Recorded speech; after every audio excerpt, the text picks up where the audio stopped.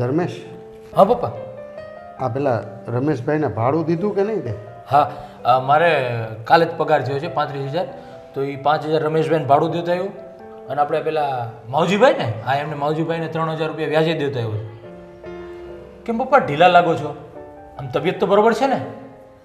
કાંઈ નહીં, આ મજા નથી અને આ કંઈ ગમતું નથી અને આમ થોડીક ગભરામણ થતી હોય ને એવું લાગે છે. સાંભળો છો? પપ્પાને મજા ન હોય તો દવાખાને જઈ આવો ને. અરે ના ના, એવી કાંઈ જરૂર નથી. એ તો આજે બાજરાના રોટલા અને ભરથું ખવાઈ ગયું હતું ને એટલે થોડુંક એસિડિટી એવું છે, પણ તમે ચિંતા નહીં કરતા એટલે સારું થઈ જાય.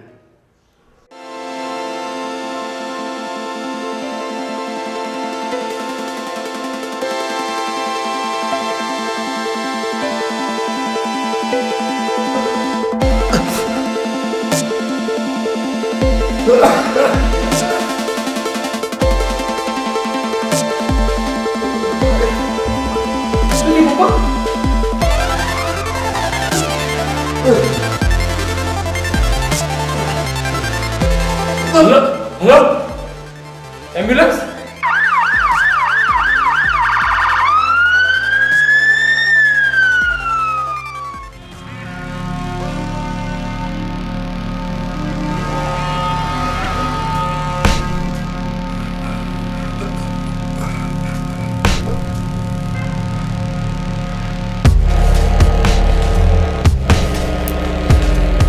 ડૉક્ટર સાહેબ, કેમ છે મારા પપ્પાને? ભાઈ આમાં મારું કામ નથી. તમે એને ડિમ્પલ હોસ્પિટલમાં લઈ જાઓ અને હું ચિઠ્ઠી કરી આપું છું. ત્યાં મારું નામ દેજો અને હું ફોન પણ કરી આપું છું, તમને ઇમરજન્સીમાં લઈ લેશે.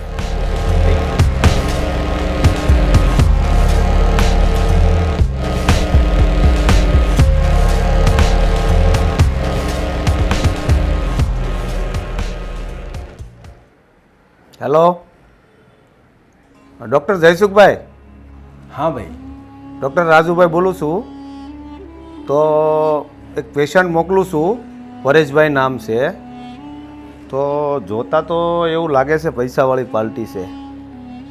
તો પછી થોડુંક ઝાડું ખેરી ઓવાળા બધું થોડોક આવવા દેજો. અરે હા હા, તમને તમારો 10% ફ્લેટ મળી જશે. શું કામ ટેન્શન લો છો? શું છે, હાર્ટ એટેક છે? હવે જોતા તો એવું લાગે છે, પણ તમે જોઈ લેજો ને, હોય કે ના હોય આપણે શું ફેર પડવાનો છે. ઓકે ઓકે ઓકે, મોકલી આપો.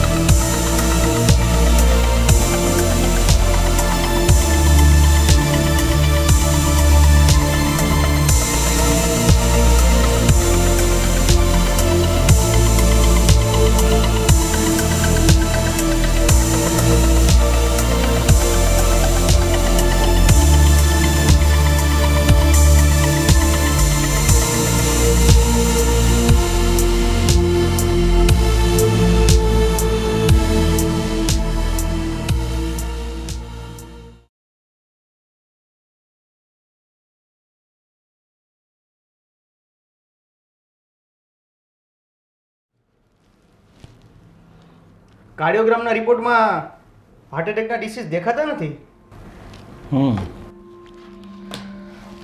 હાર્ટ એટેક નથી, ગેસને લીધે છાતીમાં દુખાવો હોઈ શકે. તું એક કામ કર, પેશન્ટના બધા જ રિપોર્ટ કરાવી નાખ. CBC, MP, ESR, કોલેસ્ટ્રો, પેશાબ. પણ સર, સાધારણ ગેસમાં આટલા બધા રિપોર્ટ? એ તને નહીં સમજ પડે. તું હજી પ્રેક્ટિસ કરી રહ્યો છે ને, અને ડૉક્ટરે તો તે શીખી લીધી છે, પણ તારે મૂળ જરૂર છે આ બધું શીખવાની. હવે તું પેશન્ટને જઈને કહી દઈશ કે ગેસના દુખાવાને લીધે છાતીમાં દુખે છે, તો કેટલું બિલ બનશે? 1000 કે 1500?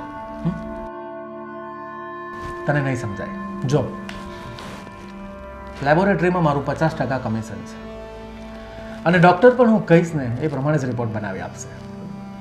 ત્યારબાદ હું એના હાર્ટના બધા રિપોર્ટ કરાવીશ, અને એ તો આપણી હોસ્પિટલમાં જ થશે, એટલે 100% પ્રોફિટ. પછી હું એને 5 થી 7 દિવસ ICUમાં રાખીશ. આ MS બનવામાં અને આ હોસ્પિટલનો કેટલો ખર્ચો થયો છે ને તને કદાચ ખબર નથી. આ બધું વસૂલવાનું ક્યાંથી? ત્યાંથી જ ને. અને જો હું આમનામ 1000-1500ના બિલ બનાવતો રહીશ તો મારા છોકરાઓને તો અનાથ આશ્રમમાં મૂકવા જવાના થશે ને. પણ સર, તમે જે ફી ચાર્જ કરો છો એ તો તમને લોકો ચૂકવે જ છે, તો પછી દર્દીને શા માટે હેરાન કરવાના? તું એક કામ કર, એક સરસ મજાનો ટ્રસ્ટ ખોલી નાખ અને બધાને ફ્રી સેવા આપવાનું ચાલુ કરી દે.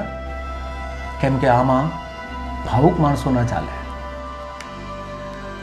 છોકરાઓના ભવિષ્ય માટે થોડું ઘણું કાળું દોડું કરવું જ પડે. અને આખું ગામ કરે છે એમાં કંઈ નવાઈની વાત નથી. જા તારું કામ કર અને કંઈ બખી ના દેતો પેશન્ટના આઈસીયુમાં શિફ્ટ કરી દે.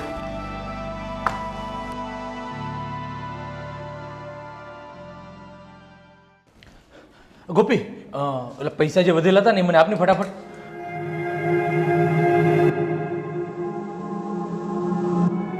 પપ્પાની તબિયત કેમ છે હવે? ટિફિન લઈ જવું છે? ના, એટેકની અસર છે અને ડૉક્ટરો બધા રિપોર્ટ કરે છે, પછી ખબર પડે હવે શું થાય. હું આવું તમારી સાથે. ના ના, પપ્પાને આઈસીયુમાં દાખલ કરેલા છે, એટલે એક વ્યક્તિ સિવાય કોઈને જવા દેતા નથી, એટલે પછી ખબર પડે શું છે. બરાબર છે, હું જાઉં છું હોસ્પિટલ અત્યારે. હલો, હા હું હોસ્પિટલ જ છું. હા, એક રિપોર્ટ કરાવ્યા છે, હમણાં ડૉક્ટર આવે પછી ખબર પડે કે શું કહે છે. હા હા હા હા, વાંધો નહીં. હા, એક મિનિટ, ડૉક્ટર આવે હું પછી ફોન કરું. હા ડૉક્ટર સાહેબ, કેમ છે અમારા પપ્પાને? એટેકની અસર ઓછી થઈ ગઈ છે અને લગભગ 11 વાગ્યા સુધીમાં બધા રિપોર્ટ આવી જશે. એક કદાચ એન્જિયોગ્રાફી કરાવવી પડે તો સચોટ ખબર પડે કે કેટલી નળી બ્લોકેજ છે. હા હા, કંઈ વાંધો નહીં. લોકોની મજબૂરીનો કેવો ફાયદો ઉઠાવે છે, વાહ રે વાહ. તો તેનો ખર્ચ અલગથી રહે છે. અને હા, એન્જિયોગ્રાફી 2 પ્રકારની થાય છે, એક 7000 વાળી અને 12000 વાળી. તમે કહો કઈ કરાવી છે? આમ બંનેમાં શું ફેર આવે? કાંઈ ફેર ન આવે, આ તો તમને સી બનાવવાની સ્કીમ છે. હા, તારનો ફેર આવે અને રિઝલ્ટમાં થોડો ઘણો ફેર આવે. તો તમે જ કહો ને કઈ કરાવાય? આમ તો આમ કેટલા વાળી કરાવી તો સારું રહેશે? 7000 વાળી કરાવો તોય ચાલે. સારું, કરાવી નાખો ને. પણ ડૉક્ટર સાહેબ, હોસ્પિટલમાં કેટલા દિવસ રોકાવું પડશે? 5 થી 7 દિવસ. અને આ દવા મેડિકલમાંથી લઈ લેજો. 1 વાગ્યા પછી એન્જિયોગ્રાફી થશે અને એના પૈસા 7000 રૂપિયા કાઉન્ટર પર જમા કરાવી દીધું. ઓકે.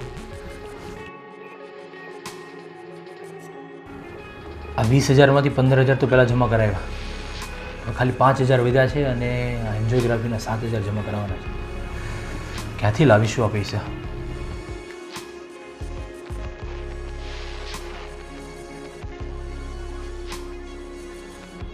હા સંદીપ, મારા પપ્પાને હાર્ટ એટેક આવ્યો છે અને સ્ટેશન પાસે હોસ્પિટલમાં દાખલ કર્યા છે.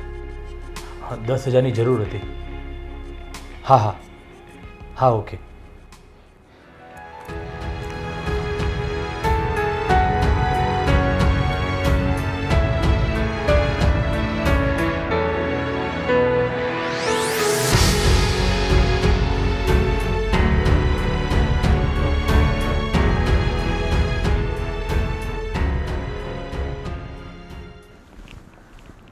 સર, એન્જિયોગ્રાફી રિપોર્ટ તો નોર્મલ છે. તું જા ને એને જઈને કે 2-3 બ્લોકેજ હોય ને એવા રિપોર્ટ બનાવે. અરે સ્ટેન્ટ જ નહીં મૂકીએ તો દર્દી પાસે 1.5 લાખ રૂપિયા કેમ કઢાવશું? જા ચેન્જ કરાવીને આવ. અને હા, દર્દીનો કોઈ સગો એને અંદર મોકલ. હા sir. May I come in sir? Yes, come in. Doctor સાહેબ, કેમ છે અમારા પપ્પાને અને રિપોર્ટ આવી ગયા છે? જો ભાઈ, મેં રિપોર્ટ જોઈ લીધા છે. એમને કોલેસ્ટ્રોલ વધારે છે, એને લીધે એમના હૃદયમાં 2 નળી 85% બ્લોક છે. તો આપણે તાત્કાલિક સ્ટેન્ટ મૂકવા જ પડશે. તો ડૉક્ટર સાહેબ, એનો આમ અંદાજે ખર્ચો કેટલો થશે? જો ભાઈ, સ્ટેન્ટ 2 પ્રકારના હોય છે, એક દવાવાળું અને એક દવા વગરનું. દવા વગરના 1.5 લાખ રૂપિયા છે અને દવાવાળાના 2.5 લાખ રૂપિયા છે. પણ મારા માનવા પ્રમાણે જો દવાવાળું રાખો તો ભવિષ્યમાં ક્યારેય ટેન્શન નહીં, એટલે એ જ રાખો. કારણ કે દવા વગરનામાં કોઈ ગેરંટી નહીં અને આ બધું તાત્કાલિક કરવું પડે એમ છે એટલે તમે ફટાફટ ડિસિઝન લો. 2-2.5 લાખ? ડૉક્ટર સાહેબ, આમાં કંઈ થોડું ઓછું થાય એવું કરો ને. કેમ કે અમે નાના માણસો છીએ અને મારા ઘરમાં કમાવાવાળો હું એકલો જ છું. અને આ ટોટલ ખર્ચો પણ મારે બહાર વ્યાજે ગોતીને જ લાવવાના છે. ઠીક છે, 2 લાખ આપી દેજો. 25,000 તમારા ઓછા, પણ હા જલ્દી કરજો હો, પછી મારી કોઈ જવાબદારી નહીં.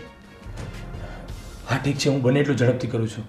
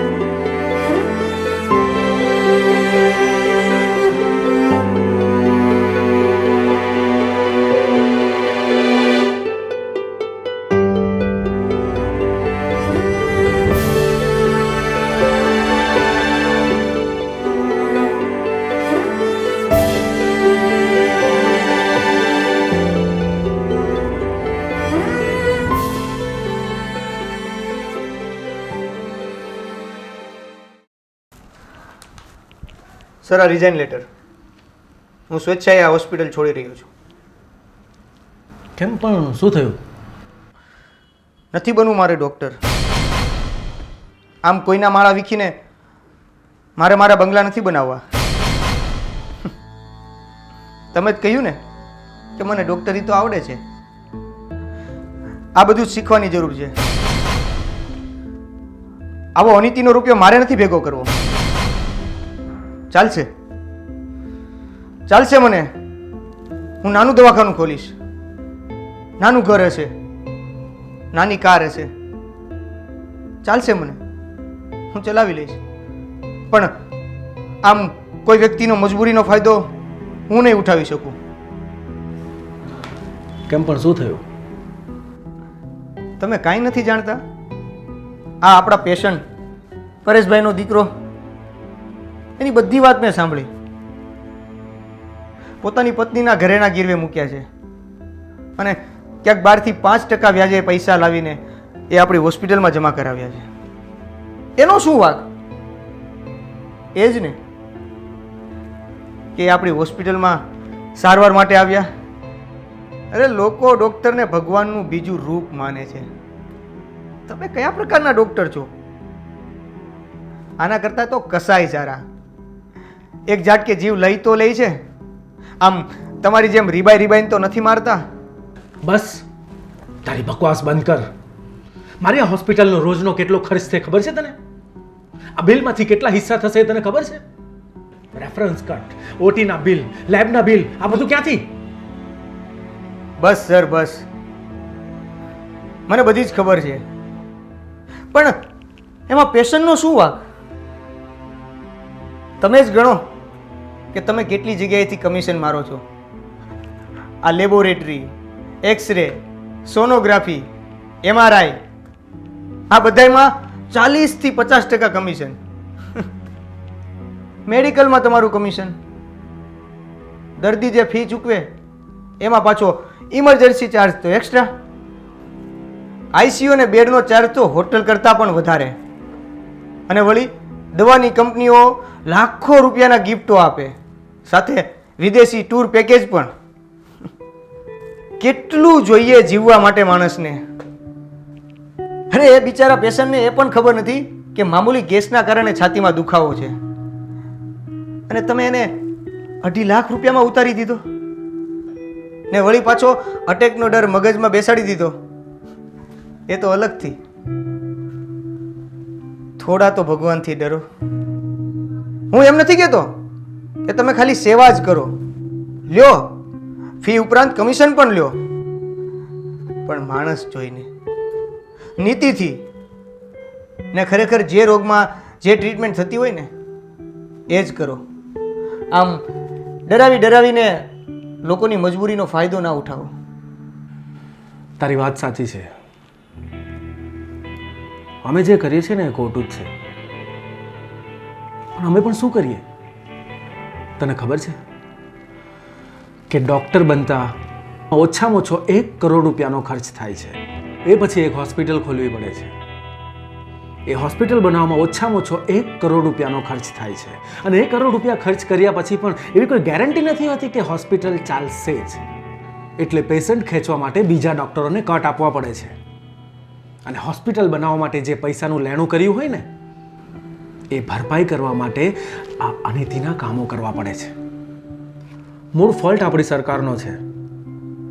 એમણે બધા જ ક્ષેત્રોમાં પ્રાઇવેટીકરણ કરી અને પ્રજા પર બોજ વધારી દીધો છે. 2 વસ્તુ તો દરેક નાગરિકને ફ્રી મળવી જ જોઈએ, એક શિક્ષણ અને એક આરોગ્ય. આમાં મારા એકલાનો વાંક નથી, પણ જોવા જઈએ તો આપણી આખી સિસ્ટમમાં જ ગડબડ છે. વિદેશમાં લોકો પ્રાઇવેટ કરતાં સરકારી હોસ્પિટલોમાં જવાનું વધારે પસંદ કરે છે. ત્યાં ફરજિયાત મેડિક્લેમ છે અને 100% સારી ટ્રીટમેન્ટ મળે છે. જ્યાં સુધી આપણા બંધારણમાંથી અનામત નહીં નીકળે અને શિક્ષણ સસ્તું નહીં થાય ને ત્યાં સુધી આવા પ્રશ્નો રહેવાના જ છે. આજે દરેક પેરેન્ટ્સને પોતાના દીકરાને ડૉક્ટર અને એન્જિનિયર જ બનાવવો છે. જો બધા જ ડૉક્ટર બની જશે તો પછી બીજા બધા ફિલ્ડ કોણ સંભાળશે? આજે સુરતમાં એન્જિનિયરિંગ કર્યા પછી પણ લોકો ડાયમંડમાં સાઇનરની નોકરી કરવા જાય છે. અને હા, હવે તારે ક્યાંય જવાની જરૂર નથી. મને મારી ભૂલ સમજાઈ ગઈ છે. આઈ પ્રોમિસ, હવે હું પેશન્ટ પાસેથી ક્યારેય ખોટા પૈસા નહીં લઉં. ખુશ? Thank you sir, thank you sir. તો હું શું કહું છું, આ પરેશભાઈના પૈસા પાછા અપાવી દઉં? અપાવી દે. હા હા હા. Thank you sir. ગમ્યો તો લાઈક કરો, શેર કરો અને સબસ્ક્રાઇબ કરો. હા, સાથે સાથે બધા ડૉક્ટર આવા નથી હોતા, પણ જે ડૉક્ટર આવા છે એની તમને ખબર છે તો આ વિડીયો એમને મોકલો.